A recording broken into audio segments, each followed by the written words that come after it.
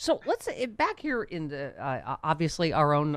I don't know if we want to call it civil war. I don't know if we were talking about Madison Cawthorn using the same rhetoric that Trump just used that you've been warning about for how long now, where he said if you prosecute me for being involved in the insurrection, there's going to be more. Basically, they're threatening more insurrection if you prosecute them for the original insurrection. Right, and as you've said, this is a insurgency that has been ongoing, and this is they're all in the same playbook now. Yeah, absolutely. And again, when I said that on Bill Maher, some 16 months ago, I warned that insurrection is just one event. Insurgency is multiple events which have a political basis and a political party who carries out these acts of defiance, these acts of political treason in the halls of power, but are preparing paramilitary forces and civil war outside the halls of power to achieve goals they won't talk about. They're not discussing and negotiating with the Democrats.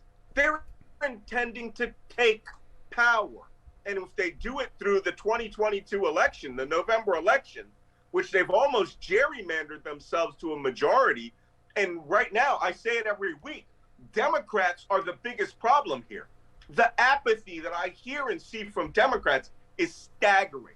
They will absolutely win if we just say, I didn't get this or I didn't get that, or I'm waiting for Roe versus Wade to be collapsed. They don't care what you think. Yeah. They will take power, and that will be Someone tweeted that. I can't remember who, that the biggest threat in a fascist takeover is that not enough people realize they're in a fascist takeover. Mm-hmm. They are right in the middle of it, and it's Malcolm, like I was saying, as we even see a bigger picture of January 6th, it's will this whole thing be prosecuted? Because it's a lot. It's not just January 6th, right? It's this entire story a day. Giuliani seizing the voting machines, the fake electors, on and on and on, right? Peter Navarro admitting it all on television, right? Like a demented third base coach with his hand signals, and right. I mean, it just because they're saying it in the open doesn't mean it's not just as illegal as you think it is, right? Well, we're finding this stuff out, but it's really up to the Justice Department. I'm staggered. Anyone who really understood the urgency of now as Attorney General of the United States, who wasn't an institutionalist, who was out to defend the Constitution of the United States, would have already appointed a special counsel, right? Asked for a special counsel to come and take over the investigation and prosecution of Donald Trump and his top cronies for essentially attempting to overthrow democracy. And I pull my hair out because even if he does that in, let's say, August, it's done come November. They'll just change the laws. I heard today, I just saw a post on Democratic Underground, which was saying that, I think it's the New York Times or some other organization, The Hill, said Trump's statement about all the documents that he took was no big thing. No big thing. Yeah. And the news media will treat it that way. We prosecute people for this all the time. Yeah. Mishandling classified information. Yeah, and meanwhile, it was the only story they covered in 2016, and this was nowhere close to what this story is with Hillary. Gosh. Can I just say, talking to you, everything comes back to Russia, doesn't it? I mean, the RNC saying this is legitimate political discourse. That's what Russia's doing that. Remember, Putin talked about these poor persecuted political protesters from January 6th. And then there's Tucker Carlson, parroting Putin's talking points on Ukraine. I mean, you tweeted a cartoon where it used to be the elephant and the Democrat across the table from the Russian bear. Now the elephant's on the side with the Russian bear. That's what's happened. Yeah. I never thought I'd see in my life. I remember as a kid, there was a Looney Tunes cartoon which started the cartoons with Porky Pig, and Porky Pig stops the film and he says, "Listen, are there any fifth columnists in the audience today?" Right? People who were working in the country against the country, doing sabotage. Well, I literally have lived long enough to see fifth columnists. Yeah. It was a joke from World War II that there were people who were political and personal and saboteurs within this country. And now they literally stand with Russia over America. They're looking for some way to make Democrats and democracy and Joe Biden look bad.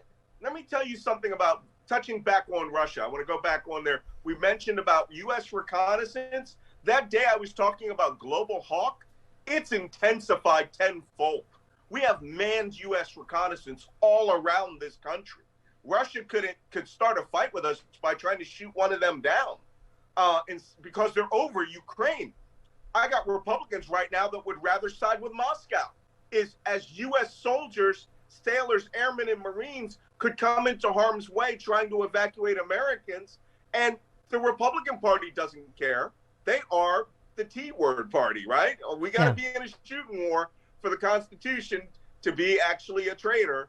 But right now, remember my last book title, The Plot to Betray America? Mm-hmm. They have been bought lock, stock, and barrel by Donald Trump in Moscow.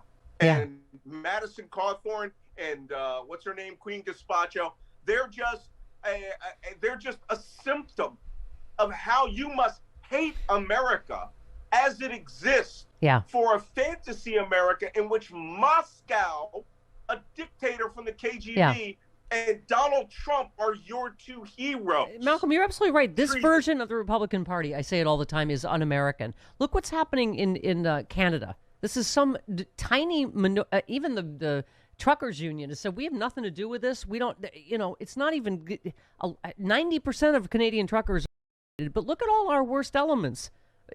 Malcolm, they're up there. American money, Confederate flags, Trump flags, Nazi flags, up there, right? All of the right-wing elements that end up at all of the things here. What does that have to do with Canadian truckers, right? What does the Confederate flag have to... Fox News the other day when there was a Nazi flag there? Yeah. Oh, does one Nazi flag make everyone Nazis?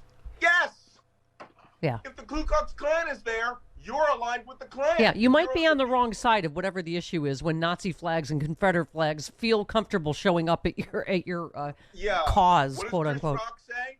What do you call 10 guys? What do you call 10 guys and one Nazi? 11 Nazis. Yeah. By the way, real quick, you talk about race war, obviously in a lot of your books, and Trump is pretty no dog whistle anymore about these racist prosecutors are after me, and we better make sure there's massive protests in every city over it. Federal authorities attempting to disrupt efforts by the Boogaloo Boys movement to incite a violent race war that will bring down the federal government. I mean, there are just a lot of elements percolating right now and being incited at the highest levels, aren't they, in terms of, your terrorism specialty? I wish those Chinese publishers, printing houses would get on it, because my book has all of this in it from a year ago. We have real people in this country who really intend to do harm to other Americans, and they are gaining steam. I thought the shame of last year would break them. I don't. It hasn't. It's not breaking them at all. Yeah. It makes them want to continue what they're doing. And now they have Donald Trump promising to get them all off the hook by witness tampering ahead of time, by offering pardons. Oh my God, I can't even think about how awful this thing could become if they take power again. Yep, and absolutely. it will become bad. That will be your final Shouty McShoutface warning for today. We love you. Stay safe in Ukraine. We will talk to you soon. All right, take care. All right, bye, honey.